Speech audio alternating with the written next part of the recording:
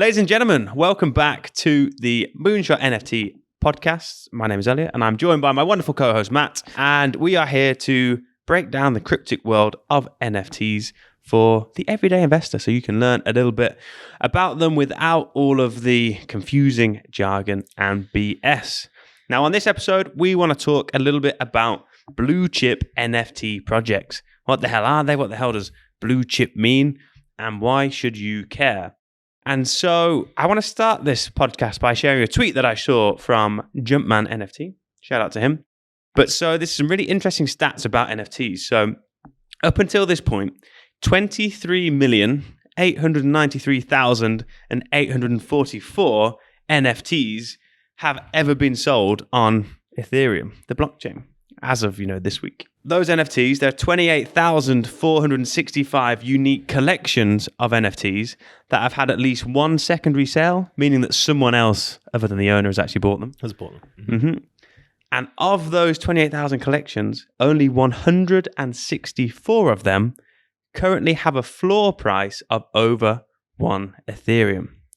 So that is 0.58%, which means that 99.42% of all NFT collections up until this point are not worth very much. And if you're an NFT investor, that means you've got a 99.42% chance of being wrong, which I think is quite startling. Yeah, it's huge. I mean, firstly, it's huge that I find that shocking that there are 23.8 million NFTs. That's crazy, isn't it, in itself? But I guess, even more crazy that, 1 ETH is costing still around 1,300 quid at the time of recording, in pounds. And so for such a small percentage to have a floor price of 1 ETH is, I guess it's sort of, it means if you were searching on OpenSea and you were looking at what's a good project and what's not a good project, I suppose because you can search by value, you could use that to find those 164 projects that are currently in that market. I guess, which is not an unhelpful place to start. But if you're then still just taking a stab at okay, I've got £1,500 to spend, and I want to get into the world of NFTs. It's perhaps not the best strategy just to try to find one of those 164, because presumably, even though at the time of that tweet that was correct, they will also go up and down, especially in 100%. This market. And so I think it's incredibly useful if we talk about some of the projects which have, over the past 18 months, 2 years at this point, turned into or become what others refer to as blue chip NFTs. The fabled blue chip status. Yeah, and we are, we're in no way qualified to decide what is a blue chip and what isn't a blue chip. Absolutely. Like everything else that we share on this podcast, this is just our opinion, not financial advice, and you should do your own research. But it's become very obvious as we have got more and more involved and entrenched into the world of NFTs, especially since we created the Moonshot DAO. And we've realized that recognized that we're not just spending our own money, spending other people's money, or at least kind of proposing votes that we all then get a collective, make a decision collectively to decide what to get involved with. But choosing, if we had an endless budget, of course, it would be easy just to pick what we have, kind of gleaned are the blue chip NFT projects. But even in this very much sort of down played sort of or downtrodden market that we're in at the moment, they're still quite expensive, right? 100%. And so it's not easy just to say, okay, we didn't set this up being like we're only going to purchase blue chip NFTs, because we would have needed a lot more money. I think that said, of course, it was one of the reasons or benefits of creating the Moonshot DAO was so that we were playing with a larger pot of money rather than just what we had individually. 100%. But let's explore this blue chip terminology for a second then, Matt. So what does blue chip actually, what does that mean to you? Yeah, well, so to me, certainly in the land of NFTs, it means something that has proved itself over a period of time, and let's face it, we're not talking a long period of time here because I've only known about NFTs since May 2021, so what's that, 18 months at this point, something like that. And even like before that, yes, some NFT projects started in kind of 2020, that sort of thing, I believe. So we're not going back a long time here. But some projects, especially, and it's actually been helpful that the market has kind of dropped significantly over the past few months, because it's meant that there's been more of a difference between these so-called blue chip projects, which have remained, at a higher price, more stable price. They haven't dropped like, as much as the others. Still dropped a bit, in fairness, but just not as much as the majority.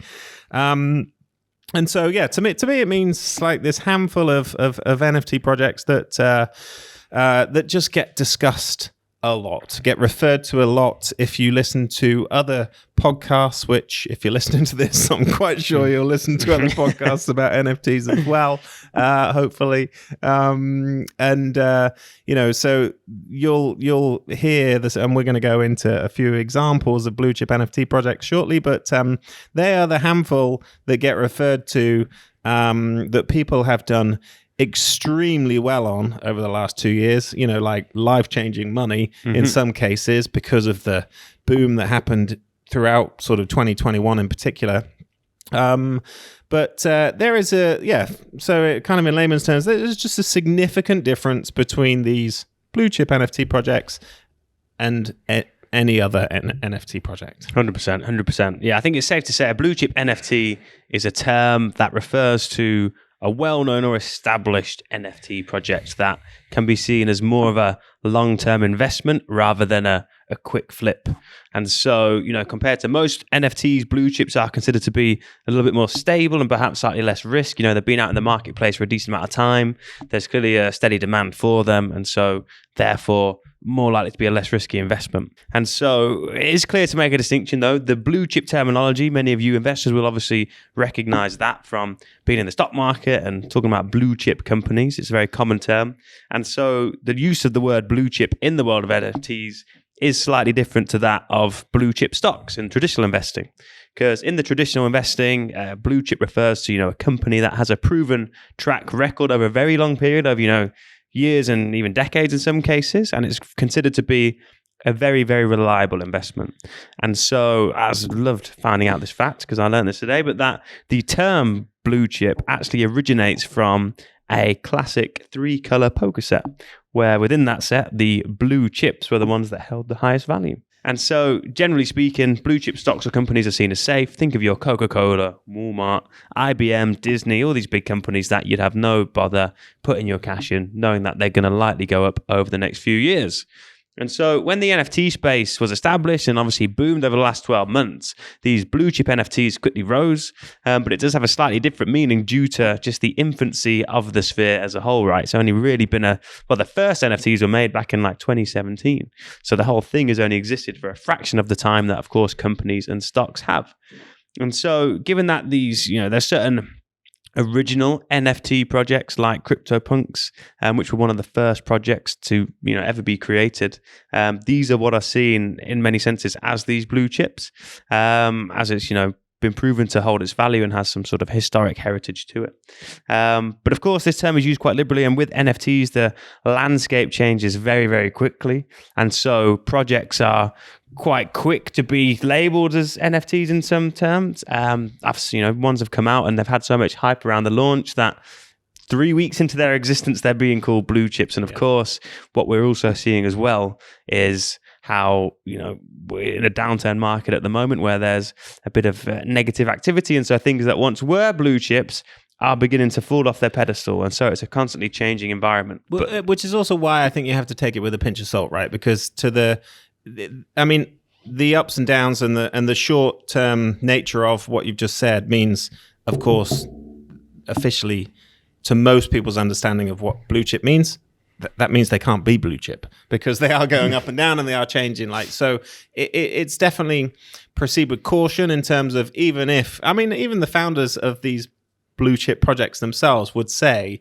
would probably, say, well, we're not blue chip, or it's become more of the holders of these tokens they have a benefit if they trying to will it into existence that it's a blue chip. Exactly. And of course, more confidence comes more sales and a higher floor price and all the rest of it. So it doesn't bring about any more safety than any other sort of NFT project. I think that's important to say. But there is a stark difference, especially in this current market. There is a difference between these projects that we're talking about, and interestingly, I think it means that there's something to learn from these projects. It means that if you're trying to find out about sort of a slightly lower cost NFT projects, trying to decide where to, what to invest in, or what projects might be of interest to you, there are similarities between the projects that we're going to talk about in terms of what they've done, the utility that they've added, or the airdrops that they've come up with, and the benefits to holders, all these sorts of things.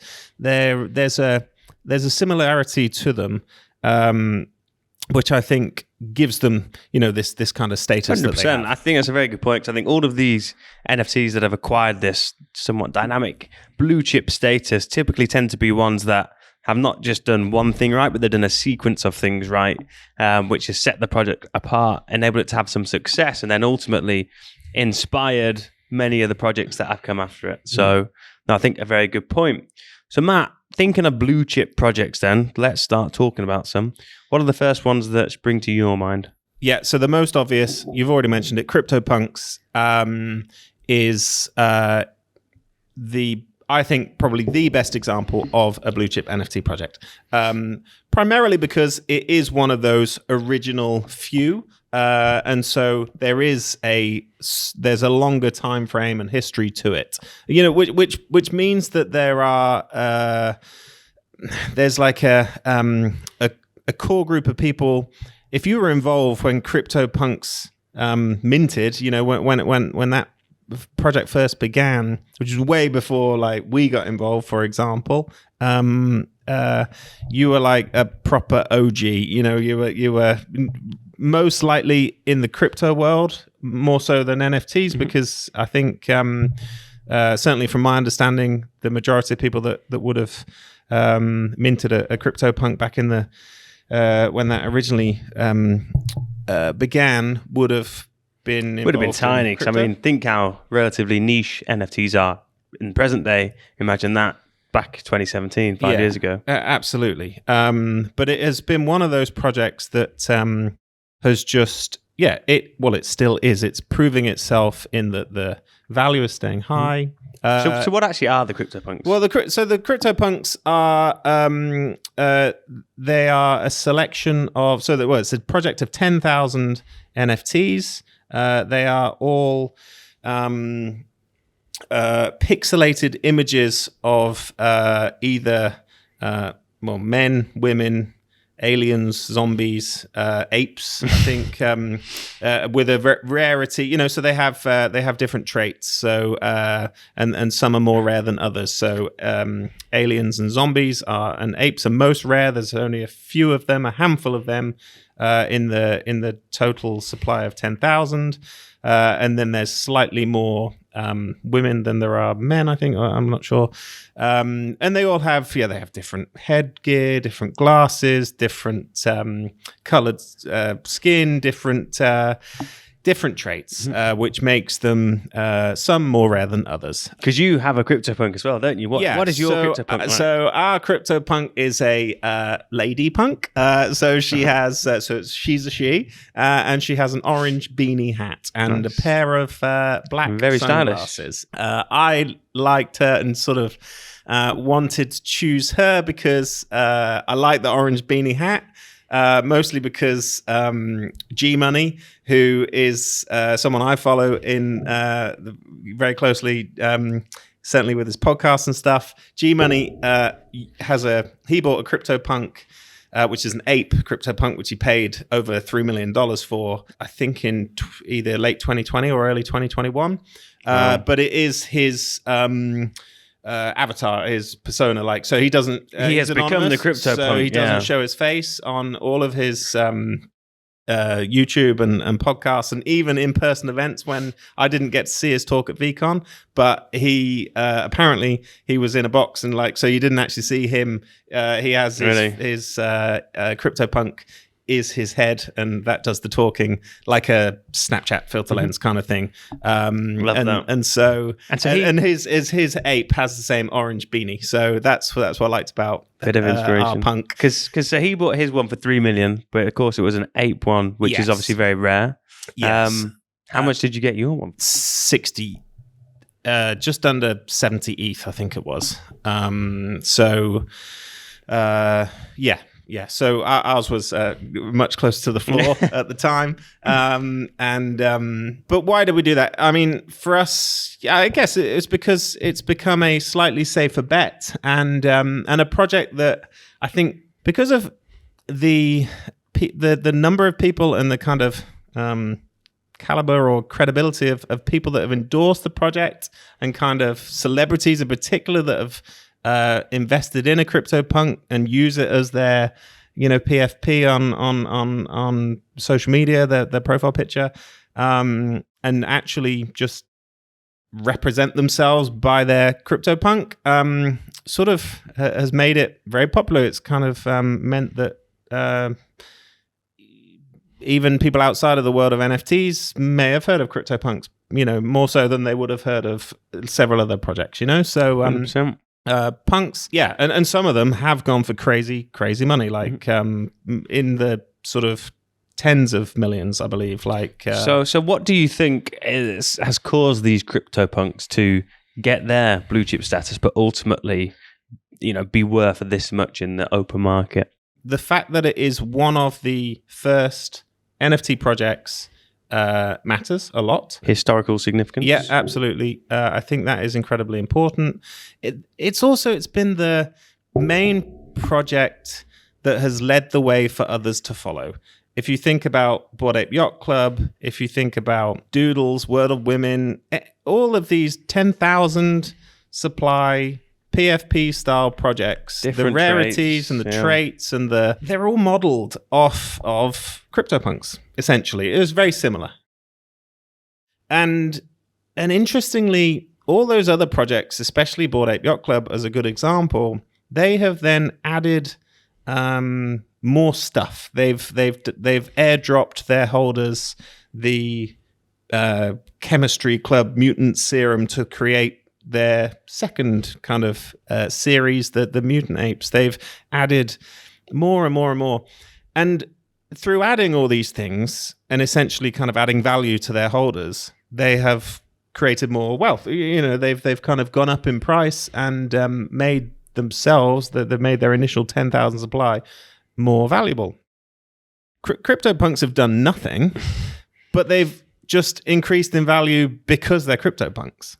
They haven't, and that's it's difficult to describe, or it might not make sense to some people. They've not done anything, and yet the price has gone up. But that's significant in itself. 100%. I think it ties into this whole aspect of provenance, which I think is very big in the fine art world. Because of course, if you were, a very wealthy millionaire, billionaire, and in your massive mansion you have all of these marble statues, for example, of little cherubs and weird-looking things.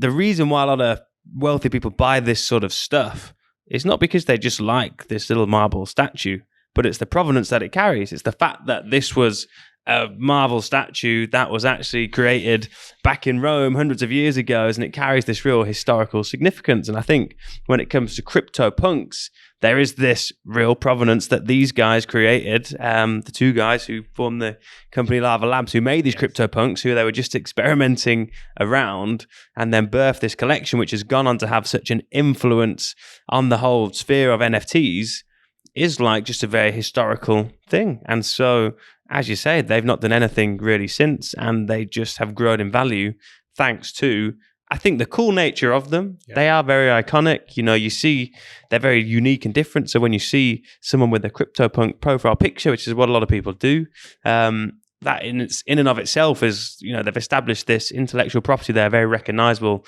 That is quite cool. But really just the historical significance has definitely been a very core driver. I think so. I think that is as I look at it now, that's the fundamental difference between Punks and any other project. And they have become more well-known, more popular. I think the celebrity impact has been, significant. Because lots of celebrities have been buying Punks and indeed a few other NFT projects. And that is a core indicator for a lot of these projects that's helped them achieve this blue chip status. Because, for example, with Punks, you've got people like Gary Vee and a whole host of other high profile collectors, Logan Paul, Mr. Beast, all these other, people with big audiences online buying into this project. That then further inflates the value because where obviously famous people go, other people tend to follow. And like that or like that not, because obviously that splits opinion, doesn't it? In terms of, that you might hear that and it might put you off completely. But when you look at it as an investment, it means that there is there's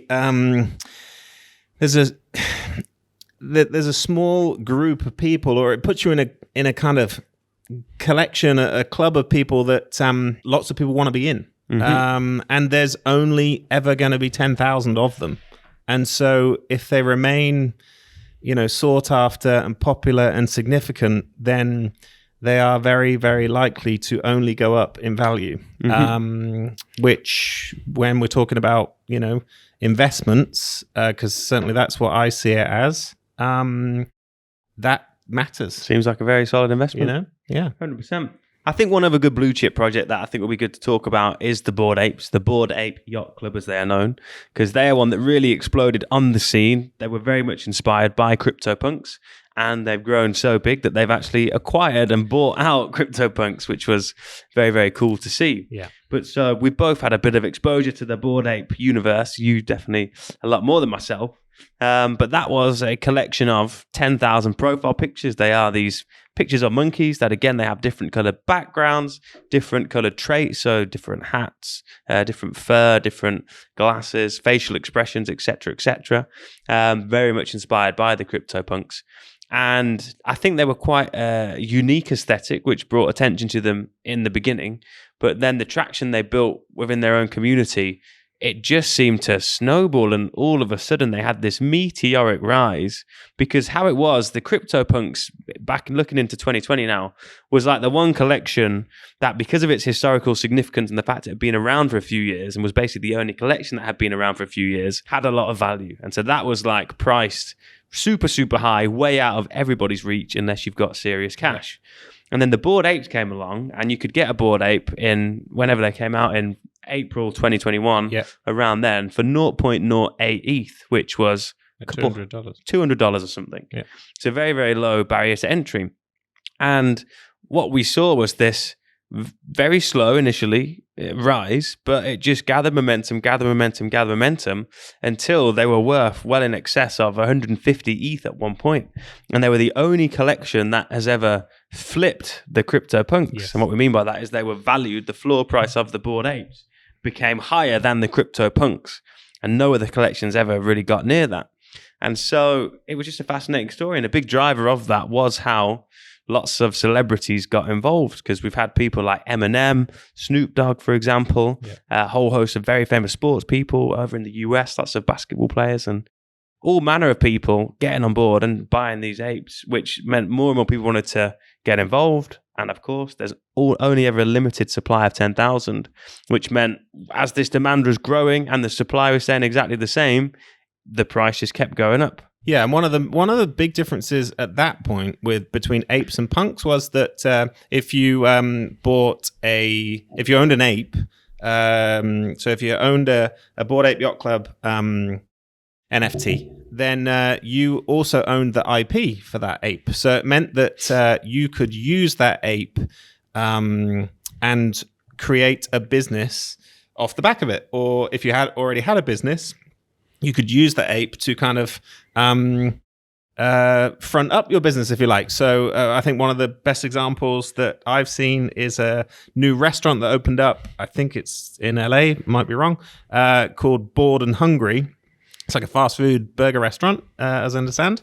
And that was founded off the back of the ape, so they had they owned a Bored Ape, and that is the logo, and it's like Bored and Hungry is the business, and of course, there's some value to that. There's first of all other kind of 5,000-6,000 owners of Bored Apes become aware of it pretty quickly because it gets kind of circulated around Twitter, and kind of ape follow ape is a thing, so the majority of these ape holders follow each other or are connected to each other on either Twitter or online in some way, and so you've kind of got a customer base there already. Of course, geography plays its part. So like, we haven't been and bought a burger from Bored and Hungry. If it was down there, if it was in London, we probably would. Well, that's the point. If it was in London, we definitely would, And so you've got this customer base because you're using the ape as the kind of front of your business. But a lot of projects, punks in particular, you didn't have that. You didn't own the IP to use it. Interestingly enough, because as you said, Yuga Labs, who founded and started Bored Ape Yacht Club, got to the point at which they bought and acquired CryptoPunks and Meebits from Lava Labs, and so now they own both punks and apes. They have decided that just like they did with punks with apes originally, you now as a CryptoPunk holder, you own the IP. So for example, we could use our punk if we wanted to. I don't know how we would, and so we haven't, but but there is, some people see some significant value in that, which is interesting in itself. Yeah, no, certainly is. So with that all being said, lots of chat about blue chips then, but there's definitely some core characteristics that I think people can use to identify or evaluate whether a project is blue chip or not. And so, we've got a list of, I think, 7 things here, which are the key determining factors, in our opinion, that you can look for within a project to really evaluate whether you think it's going to attain this blue chip status and whether or not it's ultimately going to be worth investing in. So I think the first one is a very obvious one, but the art, like, what does the damn thing look like? Because there's been a lot of collections that I think just fail to get any traction because the art is either so similar to something that already exists and not very unique, or just like kind of cheap looking, or just not that aesthetically appealing. Because ultimately, if you're spending a lot of money on an NFT, it definitely helps if it looks kind of nice. Yeah, but it's important to remember that all art is so subjective. And it's really fascinating because I heard on I think it was a podcast recently that these 2 very well-known kind of people within the NFT world were actually saying how they didn't get involved with Bored Apes when it started, and they still haven't. But originally they didn't because they didn't like the art. They're punk holders, so they like that, which, if you're looking at the 2, there's no similar, well, apart from the traits and stuff like that, you can't really compare the 2, but very different styles. But even if you look at CryptoPunks, like, I remember when I first saw it, like the pixelated, it's difficult to like see it as art. It's just like, it is. Would you buy either one of them because you love the art? Only you can decide that. Like, that's what it's so individual and subjective that. But it matters. It absolutely matters. And like these 2 were saying, they weren't interested in the Bored Ape art in the first place, and therefore didn't get involved. 100%. Because art, as you say, can be totally subjective. And if we look at, a string of blue chip collections, you've got the Bored Apes, which are cartoon monkeys. You've got a collection called CloneX, which is like 3D avatars, so very like anime and 3D. Then you've got the likes of Goblin Town, which was just hilarious because this was a collection that came out of nowhere. It was free to mint, and it took any idea of aesthetically pleasing and threw it out the window. It's just the most ugly, like, it's, in my opinion anyway, it's just the most ugly pictures that you could create. But now a very significant collection with, again, some unique historical significance tied to it, because it was the first collection to go, we're really leaning into the world of ugly and going, the whole 9 yards with it. Yeah. But then we've got like the actual art side of the spectrum as well, because we've got the chromey squiggles, which are these beautiful computer-generated squiggles, which upon first glance may not seem like much, but only after you begin to understand them do they take a whole new meaning of beauty in your eyes. Yeah, which is funny in itself that you call them beautiful, because it's only really when you do understand the story behind it and the computer-generated nature of them that you start to actually get an appreciation of why they look how they look. Mm-hmm. But funnily enough, I also heard someone say like they've really polarized kind of opinions, because it's a squiggle, but it's a squiggle that's worth what's the cheapest is $20,000 at the moment. Yeah, and like, so it's a big investment. Some of them, like the hyper squiggles and the hyper slinkies or the rainbow, like some of them are just I think one sold recently. Well, definitely they've been selling for 150 plus ETH. I think one of them, there's I think there's the most rare. There's only 4, and one of them sold for 750 ETH. I'm sure I saw that. Wow. And so you, how much is that? You're talking like millions again, right? Tens of millions. So, but it's a squiggle. It is a squiggle. It is a line. Like some people will love the art. Some people won't get it at all. It's become, that one more so has become sort of a blue chip, not just because it's sort of held its value and got such a significant sort of place in the market in terms of who holds them and that sort of stuff, but that's also because of the unique way they're generated, and especially the unique way they're generated on the blockchain, right? In terms of the generative art. Yeah, 100%. Because before, when these squiggles were available to mint, i.e. people to buy them for the first time and actually create the art and the squiggles didn't exist. They merely existed in the form of computer code, an algorithm, a set of instructions. And so what was very unique about the squiggles and the whole generative art world is that when I, as a buyer, come along and I want to create one of these squiggles for the first time when they were available, I would, pay my money and then press the button.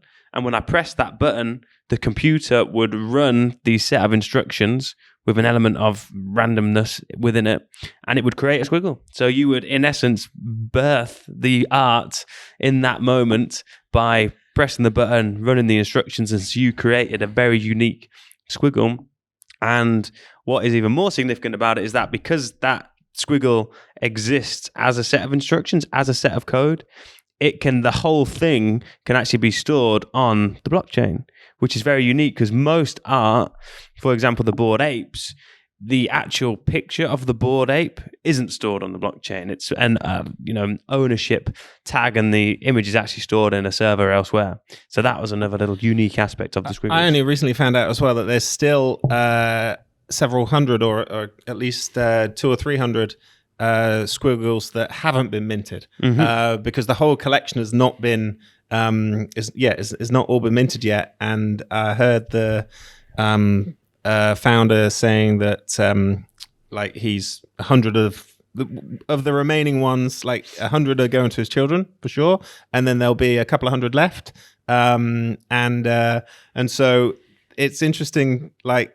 how when he's choosing to kind of mint them, or who he's choosing to sort of sell them to or give them to. 100%. And of course, the way the rarity works is within that collection of the ones that remain, there might still be some incredibly rare and therefore incredibly valuable chroma squiggles. It would be very cool to see. Very cool to see. And Fidenza is a bit like that as well, right? Yeah, 100%. So Fidenza is much more of that looks a lot like a piece of art. Yes. But again, this is a piece of art that is generated via an algorithm. And so these now command huge, huge prices, partly because the supply is much lower. There's only a few hundred rather than, the typical 10,000. But Fidenzas, you would not be out of place in a traditional art museum. They're very, very cool looking. But again, it's a certain type of art that's definitely not necessarily super appealing to everyone, but just goes to show. I think on the art point of what makes a blue chip project, it's as much the artist as the art itself, right? It's similar to any kind of piece of art. Of course, the majority of times with real physical art, that element comes about quite often after the artist has passed, right? So I think it's interesting in the NFT world that some artists, if you think about I forget their names. I think Tyler Hobbs is a Fidenza guy. Yeah. And then Snowfro Eric, whatever his name is, the Chroma Squiggles. And then artists like Ferocious. There are some artists that have already just become, it's their art that makes the blue chip, as well as the art itself. Yeah, 100%, 100%. So, of course, when you're trying to identify if a project is worth blue chip status, of course, look at the art. Do you like it? Would you be happy holding it in your wallet? And then, of course, evaluate who is the artist, who has actually done this art. Has someone paid someone in the Philippines on Fiverr to create this, or has it been run by an algorithm, or has it been created by an individual? Because that definitely plays a key part. Damien Hirst, as an example, is obviously a well-known, incredibly sort of expensive artist in terms of buying his art. His NFT project, which was slightly different to a lot of NFT projects, became incredibly valuable because of who it was. Because it was his. Hirst, Exactly. And so that brings on to another aspect of NFTs and evaluating them, and that is the team behind them. Because, of course, these things, there's normally a big, a technological need in order to create a collection. And so looking at the team behind a collection is normally very, very important, because not many projects have the luxury of being like CryptoPunks, where once they're created, they don't have to do anything to deliver value to their holders. Most projects that come out these days are tied to some form of utility, and they have some sort of development roadmap of which they're promising to create to give value back to the holders in future. And of course, building things in the real world is very difficult. And so is the team, first of all, a set of people that have actually revealed themselves, because it's quite common in NFT land for founders to be anonymous, and that, nothing inherently wrong with that until you realize that they can run away with all the money and never be tracked, and that is far too common than we would like in the world of NFTs. But are they a visible team of founders that have a track record or history of being able to build things, and do you have faith in them being able to deliver on their promises? Yeah, of course, if you don't know who they are, then how can you actually judge whether they're a good person to back or not? I think one of the better things that Gary Vee said right from the start is, one of his recommendations was bet on the jockey, not on the horse. And he means, your exact point, bet on the people or the person that is behind the project. And have they got a track record that should give you some confidence that they are, likely to do well? 100%. I think it's very, very important. 100%. And that ties into the next one, point number 3, around the actual utility and roadmap of the project. Because, of course, like we've discussed, CryptoPunks, these historical projects, are in a very unique place where their provenance carries a lot of their value. But for most NFT projects, they've got a big promise of, be it a metaverse, be it, some game or whatever it might be. But what is this? What are these builders? What are these people you're backing planning on doing with the money they're raising from the NFTs? Do they have a clear plan? Is that clear plan visible? Do you genuinely believe that they're going to be able to pull off this plan? And also, I think a key factor that often goes awry, how are they going to deliver on this plan and make sure they don't actually run out of money that they raise? Because building things takes time and it takes money. And there's been lots of projects that raise, millions initially, but then when they build out their team of developers, they're 2, 3, 4 months in and their revenue streams are pretty much dried up, and the whole thing basically falls through because their runway has just got too short. So check that out. Does it all seem viable, and is it realistic? But also, just to kind of counter that point, if you think specifically about Goblin Town, one of their sort of unique aspects was they didn't have a roadmap, but it was very much on purpose. It was no Discord, no roadmap, no information whatsoever about what it was going to be. Anti-NFT project almost. Exactly. But that almost gave it significance that helped it along its way, and helped it become so talked about and so like, because there was this element of mystery about like, well, what is it? What's it going to be? Because the downside of a roadmap is, firstly, if you put it out there, specifically what your roadmap's going to be, then you absolutely have to follow it. Otherwise, you're going to lose you lose people. If the moment you don't do something that you said you were going to do, people turn away from it and it fails. But also, people want an element of mystery. I think that people want to. There's a lot of sort of, it might do this or might do that. So there's always it's a tricky one when it comes to roadmaps. If it's crystal clear and really step by step, I think that would turn a lot of people off. So be aware of it, think about it, look into it, but don't rely on it. I would say as like a fundamental necessary part. A very good point. point. And I think where you're able to distinguish between the two is when it comes down to the community and the engagement of a project, right? Yeah. Because with Goblin Town, as you said, they came out of the gates as this sort of anti-NFT project, no Discord, no roadmap. But what really drove it was how much people enjoyed this, lapped it up, and how quickly a community was able to form around it. Well, yeah, and interesting, because they didn't have a Discord, but they had this group of collectors and a group of people interested in it. That meant that Twitter was really the only place that they could all talk together, and Twitter Spaces and all that sort of stuff became. But of course, everyone's, a much wider audience is on Twitter than would have just been in their own Discord. So it's such a great idea, really. It was awesome. And where I think it went well was how active the team behind the project was, who were anonymous at the time, but with engaging with the community. That's what I think really drove it and set it apart from other projects where the founders were not necessarily revealed and also didn't sort of drive that level of engagement. Yeah. It's fascinating. Indeed. So one other thing to take into account then, number 5 here, is the tokenomics behind a project. So it's always worth taking into account the supply of it. Because, for example, the typical supply of a lot of these collections is like 10,000. And so, then, as we've certainly seen, when there's a sudden wave of demand or a slow building crescendo of demand, the price of these NFTs, when there's only 10,000 of them, can go up quite significantly. Of course, if you enter into a new project where there is 100,000, 1 million of them, or a seemingly endless amount, then that's really going to affect how it's going to be able to hold its value in moving into the future.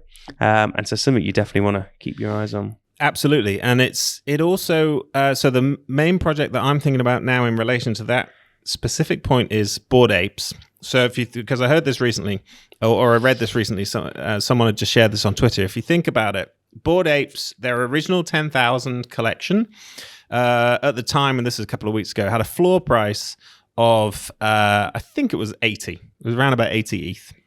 And there's 10,000 Bored Apes.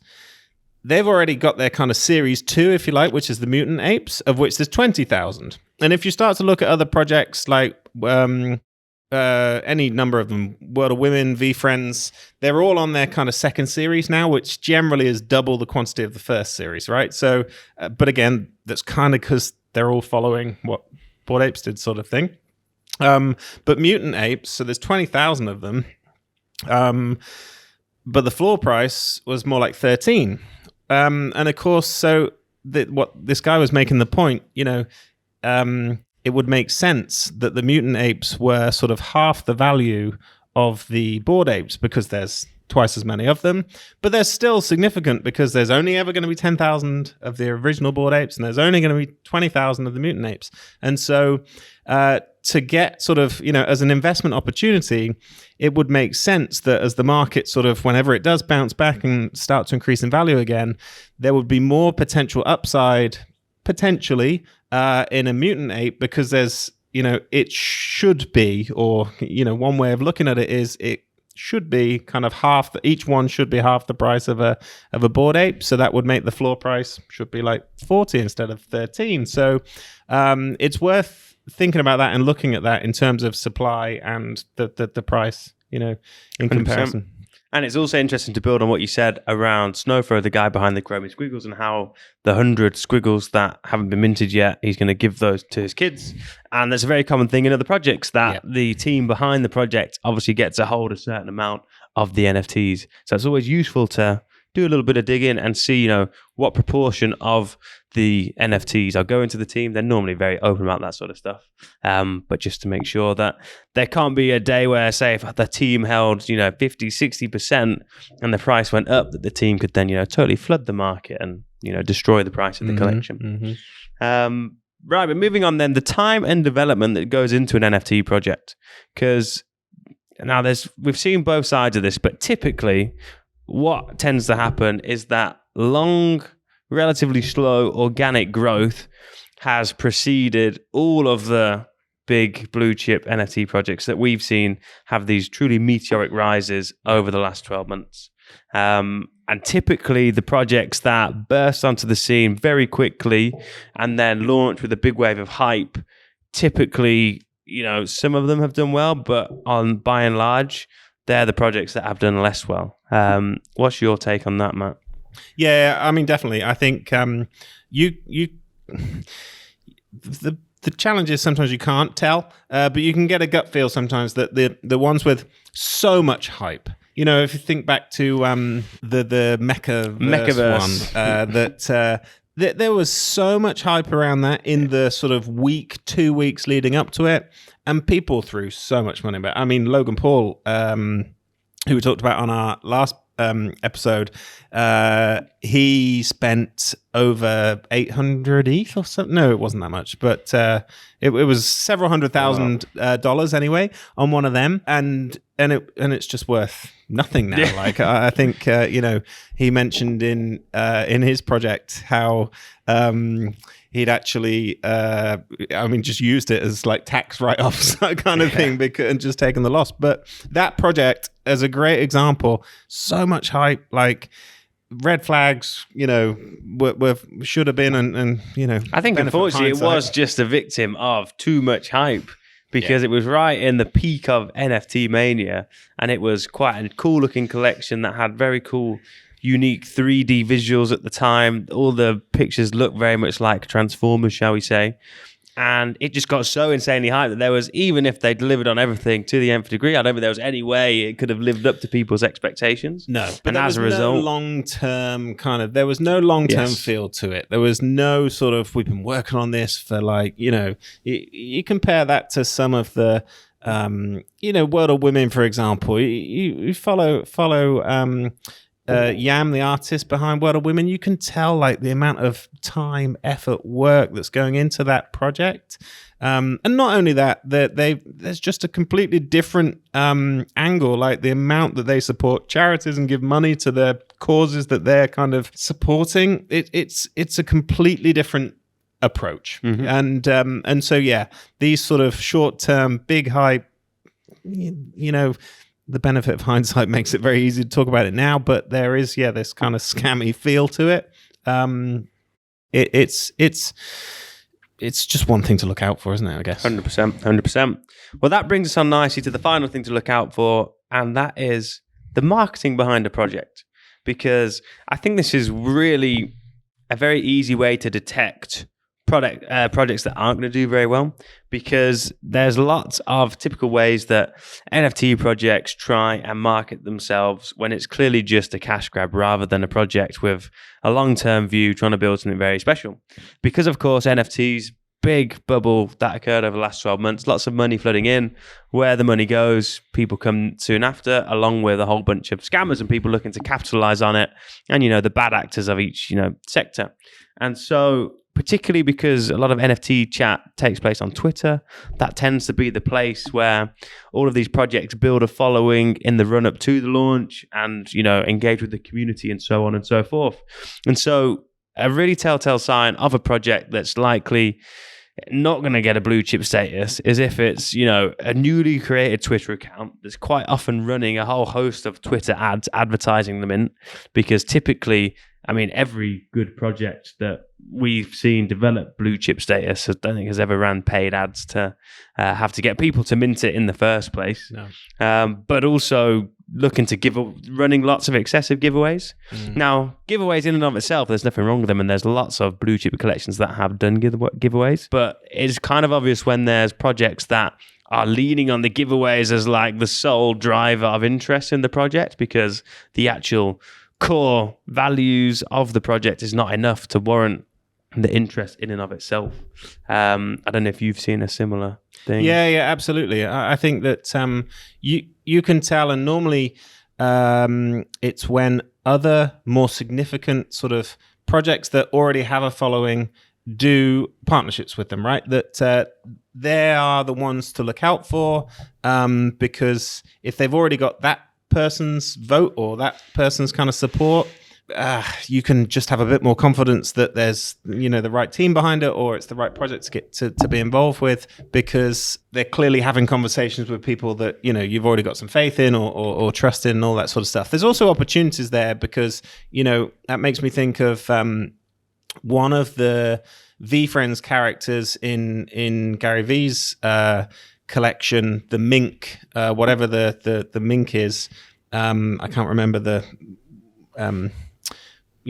word before it, but if you own a Series 1 or Series 2 mink, then you are allowed access to the partner projects that they work with, and so that means you kind of can find out about brand new projects that have already got like Gary's support or VFriends kind of support as a partner.